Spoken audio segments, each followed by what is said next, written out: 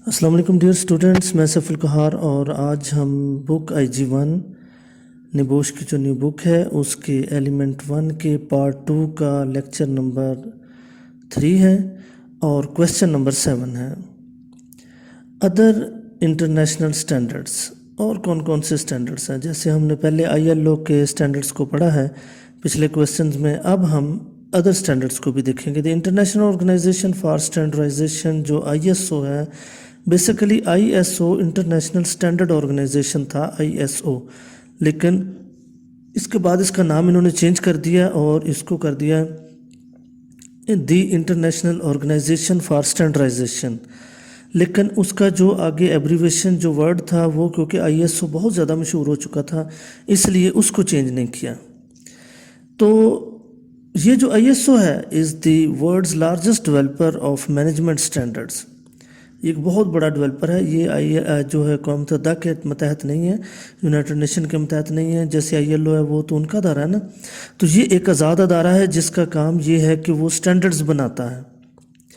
اب ISO has developed ISO 9001 the quality management standard, ISO 14001 the environmental management standards، اور جو ہماری اردو والی بک ہے اس میں ISO کے بارے میں ایک بہت زیادہ ڈیٹیل سے بیان کیا گیا چیپٹر پورا ہے جس میں ان کے سٹینڈرڈز اور چیزوں کے بارے میں بتایا گیا ہے۔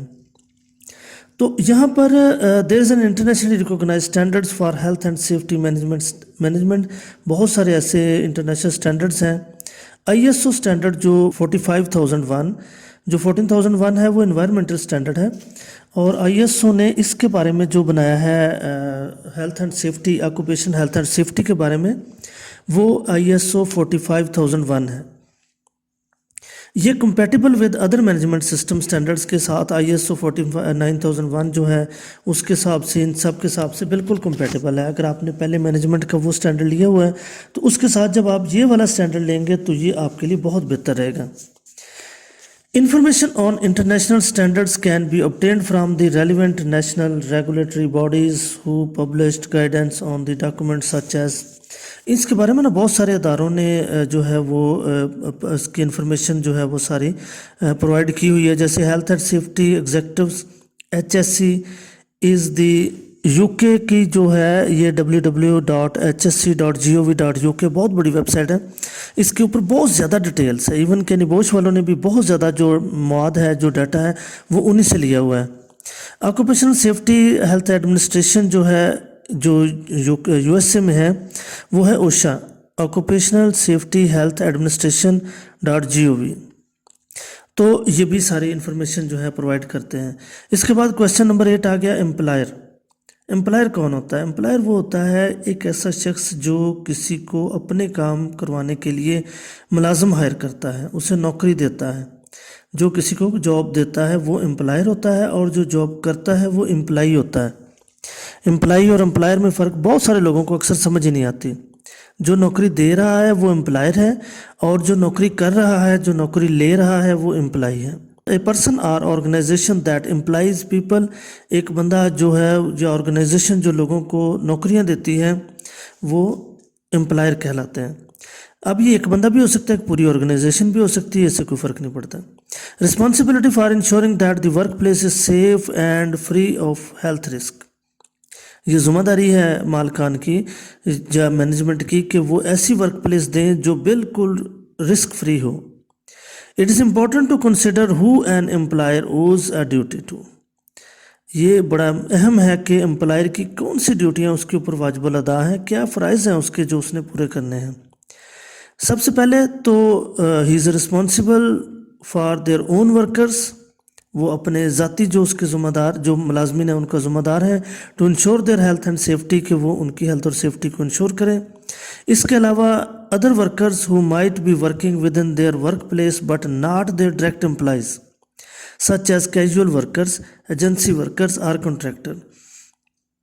پہلے میں آپ کو مختصر تھوڑا سا بتا دوں کہ ایک جو مالک ہے اس کی ذمہ داری ہے کہ وہ اپنے ملازمین کا تحفظ کرے، اس کے علاوہ وہ یہ بھی ذمہ دار ہے کہ جو اس کی پریمسز ہے، جو ورک پلیس ہے، اس کے اندر اگر وہ اس کے ڈائریکٹ ملازم نہیں ہے، مثال کے طور پر ہم نے کہیں ایکسکیویشن کرنی ہے یا ہم نے کہیں پہ کوئی کرین فٹ کرنی ہے، کوئی مشین، تو ہمارے پاس اس کے ملازمین نہیں، تو ہم باہر سے کانٹریکٹ کر لیتے ہیں کسی کے ساتھ، عارضی کانٹریکٹ۔ وہ آتا ہے، وہ آ کے اپنے 2-4 بندے لے کر آتا ہے، تو وہ بھی ان کے بھی ذمہ دار ہم ہیں۔ اب وہ کہتا ہے کہ وہ بندے جو کہ ہماری ورک پلیس پہ ہمارے بہاف پہ نہیں آئے، بلکہ وہ جو بندہ آیا تھا جس نے آگے آگے کام کرنا، تو وہ آگے کسی اور کو لے آتا ہے، تو اس کی بھی ذمہ داری ہمارے ہی سر پہ ہے۔ اب وزٹرز بھی ہمارے ذمہ دار ہیں۔ اگر کوئی بندہ ہمارے کسی بندے کو ملنے آیا یا ہم سے ملنے آیا، اس کی ہیلتھ اور سیفٹی جو ہے وہاں پر وہ بھی ہماری ذمہ داری ہے۔ تو اسی طرح یہ جو ہے ایک امپلائر کی ذمہ داری میں آ جاتی ہے۔ تو آگے بڑھتے ہیں، the worker who are not their employee but and are not working in their workplace, نہ اس کے ملازم ہیں نہ اس کی ورک پلیس میں کام کر رہے ہیں، but are carrying out work on their behalf, لیکن وہ ان کے بہاف پہ کام کر رہے ہیں، such as contractor installing a piece of machinery on behalf of the employer. Contractor آگے جو ہے امپلائر کے بہاف پہ وہ کوئی مشین فٹ کر رہا ہے یا سم ون ایلس پریمسز یا کسی اور کی پریمسز پہ کام کر رہا ہے، تو وہ بھی جو اس کا امپلائر ہے، جو مین پیچھے سے امپلائر ہے، وہ اس کا ذمہ دار ہے۔ People who might be in their workplace but not carrying out work on their behalf, مثال کے طور پر جو لوگ اس کی ورک پلیس پہ کام تو نہیں کر رہے ہیں، اس کے بہاف پہ کر رہے ہیں، جیسے کہ وزٹرز ہیں ویسے ملنے کے لیے آئے ہوئے ہیں، تو ان کا بھی وہ کہتا ہے کہ ذمہ دار ہے۔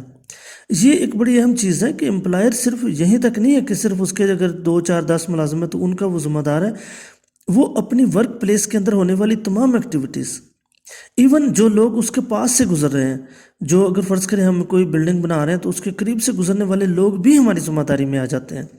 دی people who might be outside their workplace, جو ہماری ورک پلیس سے باہر ہیں، but are affected by their work activities, لیکن وہ ہماری ورک ایکٹیویٹیز سے متاثر ہو رہے ہیں، such as member of the public passing by, مثال کے طور پر ہم گرائنڈنگ کر رہے ہیں، بہت زیادہ پریشر کے ساتھ وہاں سے ہم اسے دھواں کو نکال رہے ہیں یا جو ڈسٹ ہے اسے نکال رہے ہیں، تو جو دور کے لوگ متاثر ہو رہے ہیں وہ بھی ہماری ذمہ داری ہے۔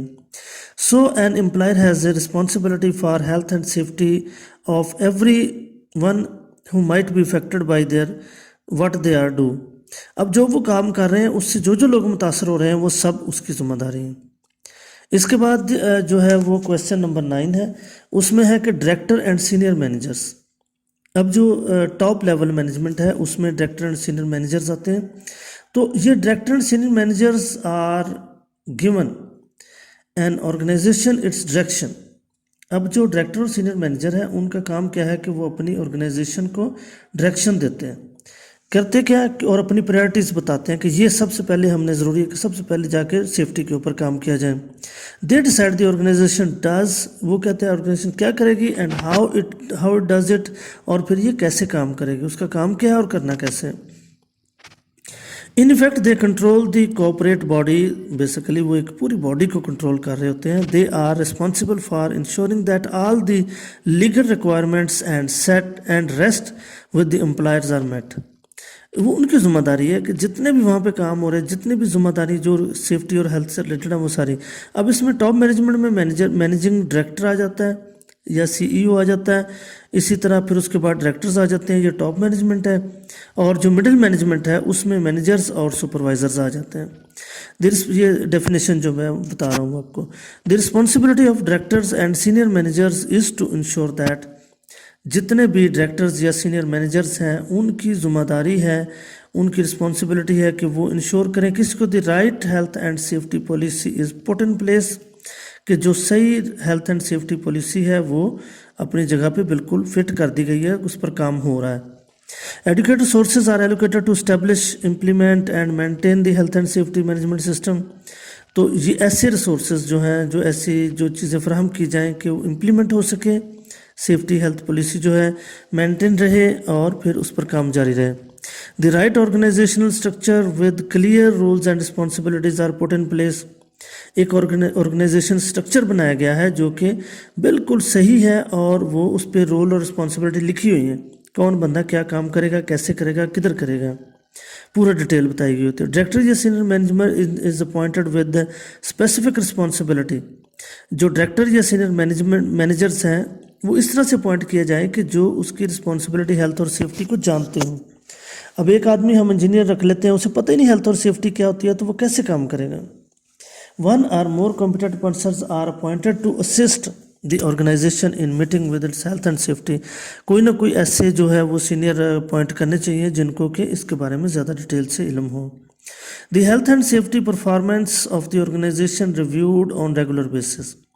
तो इसको रेगुलर बेसिस पर देखते भी रहना ज़रूरी होता है। अब यहाँ पे मिडिल मैनेजर्स एंड सुपरवाइजर्स के बारे में आज हम देखेंगे, इनकी क्या रिस्पॉन्सिबिलिटी होती है। Middle managers and supervisors are involved in the day to day operational running.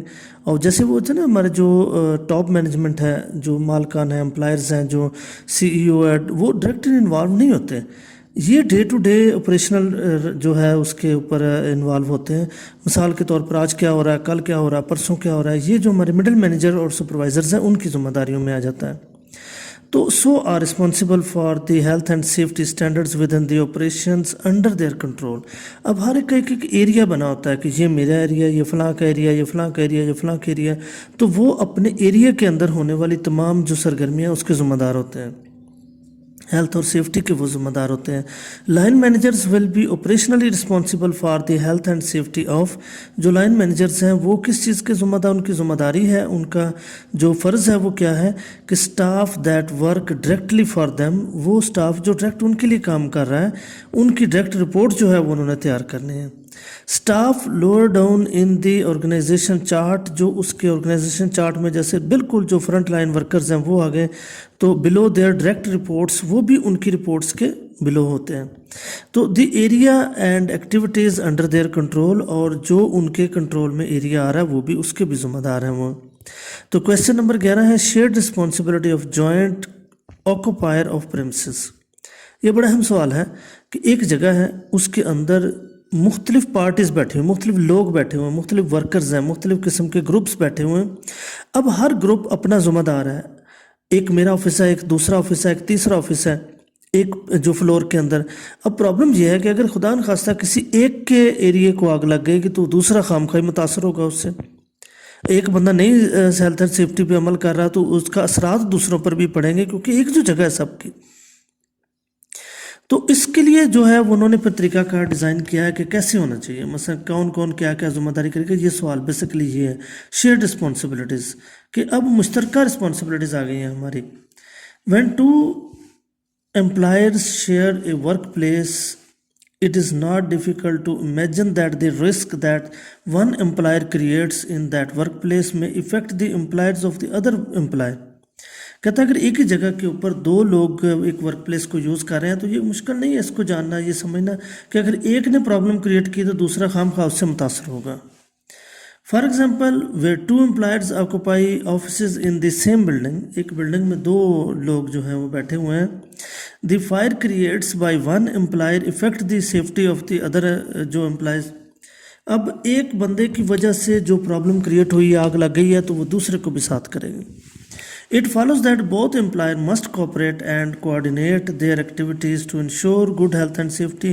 अब इसके लिए होना क्या चाहिए कि दोनों जो एम्प्लॉयर्स हैं वो एक दूसरे के साथ कोऑपरेट भी करें और कोऑर्डिनेट भी करें। कोऑपरेट का मतलब तावन करना, और कोऑर्डिनेट का मतलब एक दूसरे के साथ अपनी इन्फॉर्मेशन शेयर करना, ये भी बहुत ज़रूरी है। तो इसके लिए ILO जो 155 के आर्टिकल नंबर 17 में और जो ILO का 164 स्टैंडर्ड है उसमें रिकमेंडेशन नंबर 11 है। इनमें उन्होंने पूरी डिटेल के साथ इसके बारे में बताया गया कि हमें करना क्या पड़ेगा। फॉर एग्जांपल एक मल्टी स्टोरी ऑफिस बिल्डिंग है, एक बहुत बड़ी, कितने सारे प्लाजा है, एक बहुत बड़ा, उसमें बहुत सारे लोग हैं और इसमें 10 डिफरेंट बिजनेसेस हैं, 10 मुख्तलिफ कारोबार चल रहे हैं, ऑफिस अलग-अलग सिस्टम है उनके। Each employer should provide information on the risk that their specific business create for the occupier of the buildings। जो बिल्डिंग का मेन ऑक्यूपायर है उनको ये बात बतानी ज़रूरी है कि लें जी हम ये काम करते हैं और इसमें ये ख़तरा है। मिसाल के तौर पर हम पेट्रोल सप्लाई करते हैं और हमने सैंपल्स रखे हुए हैं यहाँ पर, पेट्रोल की 4 इकसाम है और हमने वो चारों इकसाम के सैंपल्स यहाँ पे ला के रखे हुए हैं और हम लोगों को प्रोवाइड भी करते हैं। तो ये एक हैज़र्ड है, ये किसी भी वक्त जो है ये पेट्रोल जो है इसको आग लग सकती है, और अगर ये आग लगी क्योंकि सैंपल की सूरत में काफ़ी ज़्यादा पड़ा हुआ है हमारे पास, हम बहुत सारे लोगों को प्रोवाइड करते हैं, तो ये एक हादसा हो। तो ये हमारी जिम्मेदारी है कि अपने दूसरे लोगों को भी बताएं कि ये हमारे पास एक ख़तरनाक चीज़ है जो कि प्रॉब्लम कर सकती है। This can often be achieved by establishing A building management committee. अब इसका तरीकाकार ये हो सकता है, अब किस किस को हम जाके बताएं, 10 लोगों को तो नहीं बता सकते, तो इसका तरीकाकार ये होता है कि एक कमेटी बना ली जाए बिल्डिंग की, اب جو کمیٹی ہے ہم اس سے بتائیں گے اور اس کا فرض ہے وہ ہم سے پوچھے اور اس کا فرض ہے باقی سب کو میٹنگز کر کے بتائے کہ جناب اس قسم کے آپ اپنے جو ہے وہ جو ہے اپنے آلات فٹ کریں، اپنے لیے سسٹم جو ہے بہتر بنائیں۔ اچھا جی، in this way a common approach can be developed for the management of joint issues such as fire procedure, security threats, response. فرض کریں ایک جو ہے وہ ادارہ ہے وہ جیسے یہ ویسٹرن یونین ہے یا ایسا جن کے پاس پیسے بہت زیادہ ہوتے ہیں، تو وہاں پہ ڈاکوں کے آنے کا خطرہ ہے، سیکیورٹی رسک ہے، وہاں پہ کوئی بھی بندہ ایسے کر سکتا، لہٰذا یہ بھی چیزیں ساری کنٹرول کرنی پڑتی ہیں۔ اسی طرح ٹریفک مینجمنٹ کا جو باہر جو اس کے فرض کریں لوگوں کو جو ہم سہولتیں فراہم کریں، ہمارے پاس بہت زیادہ لوگ آتے ہیں، ٹھیک ہے نا، تو ہم انہیں کہیں گے جی ہمارے پاس جو کسٹمر بہت زیادہ ہوتے ہیں ان کی گاڑیوں کا، ان کی چیزوں کا جو کنٹرول ہے وہ بھی ہم سب مل کر ایک طے کر لیتے ہیں بجائے اس کے کہ ہم پریشان ہوتے بنا۔ اس کے بعد آتا ہے جی contractor management, question number 12۔ Contractor جو ہیں are used widely in the workplace, ایک ورک پلیس کے اندر بہت زیادہ یہ کام استعمال ہوتا ہے، ہم کنٹریکٹرز کو کام دیتے ہیں either to deliver a specific project اور اسکلس، چاہے ان کے اسپیسیفک جیسے اسکل سے مراد یہ ہے کہ ہم نقشہ بنوانا ہے ہم نے، ٹھیک ہے نا، اب نقشہ بنا کے بھی دے گا اور پھر اس کے بعد اس کو بار بار بلانا پڑے گا اس کی امپلیمنٹیشن کے لیے، وہ آ کر جو ہمارے مستری صاحبان ہیں جو دوسرے ہیں ان کو آ کے گائیڈ کرتا ہے۔ Or to deliver extra labour, یا لیبر بعض کا ایکسٹرا ہمیں ضرورت پڑ جاتی ہے تو اس کے لیے بھی کیا کریں گے، اس سائٹ ایک مثال پھر دی گئی ہے کہ ایک مثال کے طور پر اس site wanting to extend their premises would, اب ایک ہم جگہ بڑھا رہے ہیں، ایک بلڈنگ ہے ہماری وہ فرض کریں کہ 10 کنال پر مشتمل تھی، ہم نے اس میں 2 کنال کا ایریا اور خرید لیا ہے اور ہم اس کو کرنے لگے ہیں، تو کیا ہوگا، اب جو کنٹریکٹر ہے to deliver the project rather than the employing the manpower directly, کہ بجائے اس کے ہم اپنی اور لوگ بھرتی کریں اور لوگ کریں، تو ہم اسی جو کنٹریکٹر ہے ہمارا ہم اسی کو یہ بتا دیتے ہیں کہ جناب یہ آپ کی ذمہ داری ہے۔ ان دی سیم کمپنی، اسی کمپنی میں engage as self employed training contractor to deliver training courses, اب جو ہے وہ اسی کے اندر ہی ہم اسے کر کے، اور جو ایکسٹرا چیز ہم نے فرض کریں کہ نئی مشین ہم نے منگوائی ہے تو ہم بجائے اس کے باہر سے بندے بلائے، ہم انہی کے بندوں کو جو ہے وہ اس کی ٹریننگ دے دیتے ہیں اور ان کو پورا سمجھا دیتے ہیں۔ اب اس میں شیئر ڈیوٹیز آ جائے گا کہ ڈیوٹیز جب شیئر کیسے ہوں گی، A contractor are responsible for their own health and safety and the health and safety of other who might be affected by their worker activities۔ وہی کویشچن ہے جیسے ہم پیچھے پڑھ چکے ہیں کہ وہ جو کنٹریکٹر ہے اس کی ذمہ داری ہے کہ اپنے ملازمین کا بھی خیال رکھے اور ایسے لوگ جو اس سے افیکٹ ہو سکتے ہیں ان کا بھی خیال رکھے۔ اچھا جی، ایک کنٹریکٹر کمپنی فار ایگزامپل ایک کلیننگ کمپنی ہے، فرض کرے صفائی کرنے والی کمپنی ہے، is an employer in their own rights, اور وہ اپنے اختیارات کے حساب سے وہ بھی امپلائر ہیں۔ دے دیر فور اوز ڈیوٹی ٹو، اور اب ان کی ذمہ داری کیا ہے، اپنے ورکر کو، جو ان کے اپنے ورکر ہیں، their worker individual contract clean doing the work in the clients premises, وہ جو پریمسز کے اوپر کام کر رہا ہے، جو لوگ وہاں پہ کر رہے ہیں ان کا بھی ذمہ دار ہے۔ Other people such as clients worker, جیسے کہ کلائنٹ کے ورکر ہو وہاں پر ان کا بھی ذمہ دار ہے، وزٹرز کا بھی ذمہ دار ہے، ہو مائٹ بی افیکٹڈ، جو بھی افیکٹ ہو سکتے ہیں ان کا بھی ذمہ دار ہے۔ مثال کے طور پر وہ صفائی کر رہا ہے اور پانی سارا باہر کو جا رہا ہے تو سڑک کے اوپر سے جو لوگ گزر رہے ہیں ان کا بھی ذمہ دار وہی ہے۔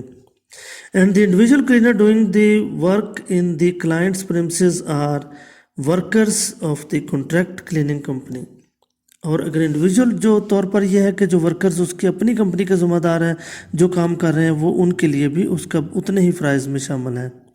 The client as an employer, جو کلائنٹ ہے، جو مین جس نے یہ سارے آرڈر دیے ہیں، جس نے یہ سارا ٹھیکہ لیا، وہ جو مین بندہ ہے، اس کی ذمہ داری کیا ہے کہ دیر اون ورکر، اس کے جو اپنے ورکرز ہیں، other who might be affected by their work, دوسرے جو لوگ متاثر ہو رہے ہیں، the contractor cleaners in the premises, جو کنٹریکٹر اب اس نے صفائی کے لیے رکھے ہیں ان کا بھی وہ ذمہ دار ہے، اور جو ورکرز ہیں اس کی پریمسز میں کوئی بھی اور جیسے کنٹریکٹر کے ہوں یا دوسرے ان کا بھی ذمہ دار ہے، وزٹرز کا بھی ذمہ دار ہے۔ بیسیکلی یہ وہی کویشچن بار بار اس لیے ڈیٹیل کے ساتھ بیان کیا گیا ہے تاکہ یہ بہت اہم چیز ہے کہ ایک بندہ کہ جی میں تو ذمہ دار نہیں ہوں، جی میں نے تو آگے کنٹریکٹ دے دیا میرا ختم ہو گیا کام، نہیں، وہ ہر چیز کا ذمہ دار ہے۔ The individual workers of the client also owes a duty to, جو انڈیویجول ورکر ہیں ان کی ذمہ داری کیا ہے، اپنا خیال رکھیں، دیم سیلوز दूसरे लोगों का ख्याल रखें। अब जो वर्कर्स हैं उनकी बात हो रही है ना, कि वो अपना ख्याल रखें, सबसे पहले अपनी ज़ात का ख्याल रखें, फिर जो दूसरे उसके साथी हैं उनका ख्याल रखें। अगर कॉन्ट्रैक्टर क्लीनर वगैरह जो आए हुए हैं वहाँ पे उनको भी वो उनके साथ तावन भी करें, उनका ख्याल रखें। The way that client manage contractor can be broken down into the keys the areas. अब वो क्या करेगा, अपने एरियाज़ को ब्रोकन डाउन कर देगा, उसको तोड़ के बयान करेगा कि जनाब सिलेक्शन ऑफ द कॉन्ट्रैक्टर, जैसे कि जो कॉन्ट्रैक्टर का सिलेक्शन है ये बहुत अहम टॉपिक है, अगर उसने ऐसा नहीं किया तो वो उसका नुकसान उठाएगा। उसके बाद planning and coordination of the work, planning करे, पूरी प्लानिंग करे और जो कोऑर्डिनेशन करे लोगों के साथ। Monitoring and managing the work, और फिर वो उसे मॉनिटर भी करे और मैनेज भी करे। ये नहीं है कि एक दफ़ा काम दे के उसके बाद वो बरियल जुमा हो जाता है, नहीं, उसकी जिम्मेदारियाँ उसी तरह रहती हैं। और क्वेश्चन नंबर 13 है, अब सिलेक्शन द कॉन्ट्रैक्टर। ये एक बड़ा अहम क्वेश्चन है कि सिलेक्ट कैसे करेंगे कॉन्ट्रैक्टर को, किस बेस पर सिलेक्ट करेंगे, कॉम्पिटेंट बंदा कैसे तलाश करेंगे। तो उसके लिए क्योंकि हम हेल्थ एंड सेफ्टी के पॉइंट ऑफ व्यू से फ़िलहाल बात कर रहे हैं, जर्नल नहीं हम बात कर रहे हैं, जर्नल में बहुत सारी और चीज़ें भी आ जाती हैं, हम हेल्थ एंड सेफ्टी को मद्देनज़र रख के बात करें। It is good practice to select a contractor. ये एक अच्छा तरीका है कि कॉन्ट्रैक्टर को सिलेक्ट करने के लिए जो केयरफुली तरीके से और उसकी basis of health and safety competency देख लें। अगर वो हेल्थ और सेफ्टी पे अच्छा कॉम्पिटेंट बंदा है, जिसने वो सारे लवाजमात पूरे किए हुए हैं, तो इसका मतलब बाकी भी सारी चीज़ें उसकी ठीक होंगी। To help do this, you can ask to see the evidence of the competency। आप उससे एविडेंस मांग सकते हैं कि मिसाल तौर पर एक copy of their health and safety policy, कि वो अपनी पॉलिसी की कॉपी दें हमें। Examples of risk assessment and method statements, उसकी जो रिस्क असेसमेंट और मेथड स्टेटमेंट जो पहले उसने बनाई होंगी कोई, उसकी हमें कॉपी दें। The qualification and training record of staff, जो उसका स्टाफ है उसकी क्वालिफिकेशन और ट्रेनिंग जो उसने करवाई है उनको उसका रिकॉर्ड दे हमें। Membership of a professional organisation और सर्टिफाइड बॉडी, तो जो भी उनके रिलेटेड उस कंट्री की होंगी उसकी बॉडी की कॉपी दे। ये सारी चीज़ें अगर हम उसके पास देखते हैं कि वो बेहतरीन है, तो इसका मतलब है कि वो कॉन्ट्रैक्टर भी अच्छा है। Planning and coordination of the work between the client and the contractor, यहाँ पे जो कोऑर्डिनेशन का ब्रैकेट में इसलिए लिखा गया कि ये जो कॉन्ट्रैक्टर और क्लाइंट के दरमियान प्लानिंग और कोऑर्डिनेशन, उसके ऊपर ये क्वेश्चन है। Information must be exchange between the client and the contractor, अपनी इन्फॉर्मेशन लाजमी उससे एक्सचेंज करनी चाहिए। बेसिकली होता है ये, फ़र्ज़ करें कि हम क्लाइंट हैं और हमने एक कॉन्ट्रैक्टर को काम दिया है कोई ना कोई, तो हम उसके जो कॉन्ट्रैक्टर वो न्यू है, उसे नहीं पता यहाँ के हैज़र्ड्स क्या है, प्रॉब्लम क्या है, इश्यूज़ क्या है, क्या क्या मसाइल हो सकते हैं, तो हमें पता है। तो हम आते ही सारी जो इन्फॉर्मेशन है वो पहले उसको एक्सचेंज करेंगे, उससे देंगे कि जनाब ये ख़तरनाक चीज़ें हैं, ये इससे प्रॉब्लम्स हो चुके हैं पहले या बाद में या होने वाले, या जो कुछ भी है। The client should tell the contractor about the hazards and risk in the work place, वो तमाम वर्क प्लेस के जो हैज़र्ड्स हैं उनके बारे में बताएगा। The contractor should tell the client about the hazards and the risk created by their work. अब उनकी कोई मशीनरी है, उसमें फ़र्ज़ करें कोई हैज़र्ड्स हैं, कोई ऐसी चीज़ें हैं जो ख़तरनाक हैं, तो उसका फ़र्ज़ है क्लाइंट को बताए कि भाई हमारे जो हम सामान लेके आ रहे हैं या फ़लाँ लेके आ रहे हैं उसमें ये चीज़ें ख़तरनाक हैं, उनके बारे में बताया जाए। तो in this way the work can be planned so that the everyone is kept safe. अगर प्लानिंग कर ली जाएगी तो हर बंदा सेफ हो जाएगा। The contractor should carry out the risk assessment on the work involved and develop safe working method to control the risk identified. तो contractor का ये फ़र्ज़ है कि वो कैरी करे और रिस्क असेसमेंट जो है वो वर्क जो रिलेटेड वो चेक करता रहे, उसको जो आइडेंटिफाइड हो रही हैं उनके बारे में देखें। The safe working method must be documented and is often referred to as the method statement। कि जो सेफ वर्किंग है वो ये है कि उसको लिख लिया जाए, उसको पूरा बना लिया जाए और उसे मेथड स्टेटमेंट कहते हैं। The claimant should examine these risk assessments and method statements to ensure that there are no obvious problem or errors। तो क्लाइंट ये नहीं कि छोड़ के बस पीछे हट के बैठ जाए, उसका फ़र्ज़ ये भी है कि वो चेक करता रहे, एग्जामिन करता रहे, असेसमेंट करता रहे कि जो हर चीज़ है वो ठीक जा रही है, कोई प्रॉब्लम या कोई मसला तो नहीं है।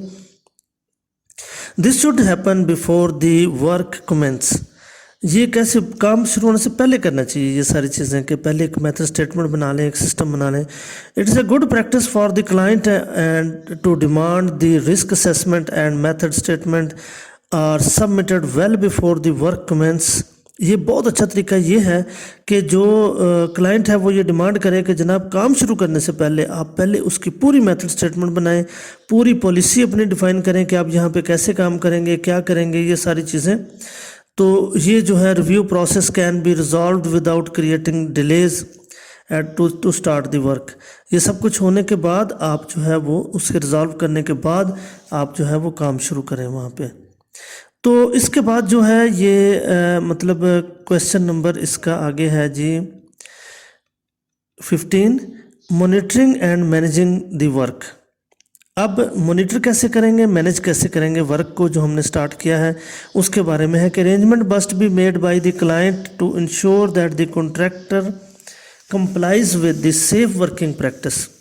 जो क्लाइंट है उसका ये फ़र्ज़ है कि वो इंश्योर करे कि जो कॉन्ट्रैक्टर के ने जो वर्किंग जो सेफ़ मेथड बनाया था उसके ऊपर कंप्लाइज, उसके ऊपर अमल दरामद कर रहा है, उसकी तामील कर रहा है कि नहीं कर रहा है। दिस अरेंजमेंट शुड इंक्लूड, इसमें ये भी चीज़ें शामिल होनी चाहिए, having a signing in and out procedure.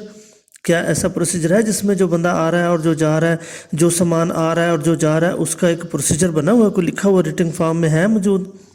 Ensuring that contractor provide a named workers supervisors, के जो वर्कर्स के सुपरवाइजर्स हैं उनके जो रिकॉर्ड है, उनके पास क्या है, लोग काम कर रहे हैं, कैसे कर रहे हैं, ये सारी चीज़ें जो हैं वो रिकॉर्ड में है।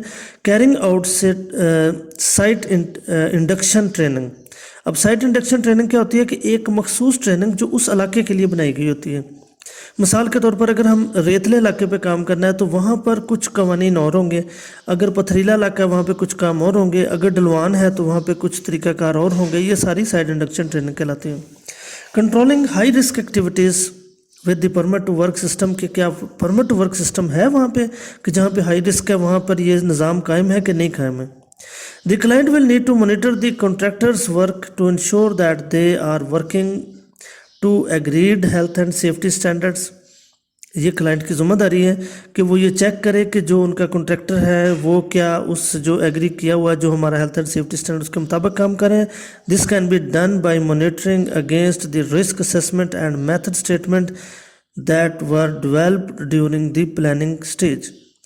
तो इसका तरीकाकार ये है कि ऐसे हो सकता है कि अगर वो अपनी जो प्लानिंग स्टेज में जब शुरू में हम काम सेट कर रहे थे उस वक्त जो मेथड स्टेटमेंट या रिस्क असेसमेंट बनाई गई थी उसको मॉनिटर करे कि वो क्या ठीक चल रही है कि नहीं चल रही। तो ये हमारा पहला चैप्टर क्लियर हो गया है। इसके बाद आपको क्वेश्चन आंसर भेजे जाएंगे, आंसर नहीं भेजे जाएंगे, क्वेश्चन भेजे जाएंगे, तो आपने उनके आंसर देने और उसके बाद फिर हम उसके आंसर जो पॉसिबल आंसर्स होंगे वो ख़ुद भी आपको शेयर करेंगे। तो आपने इसकी अच्छी तरह पहले चैप्टर की तैयारी कर लेनी है और फिर उसके बाद जब आप ओके करेंगे तब हम आपको क्वेश्चन भेजेंगे। तो आपने उनके आंसर लिख के वो हमें भेजने हैं ताकि हमें पता चले आपकी तैयारी सही हो रही है कि नहीं हो रही। एक जनरल क्वेश्चन होंगे जैसे हमने पढ़ा है और दूसरे बोर्ड के पॉइंट ऑफ व्यू से क्वेश्चन थोड़ी सी चेंजिंग करके उसमें थोड़ी सी अपग्रेडेशन करके वो आपसे पूछे जाएंगे।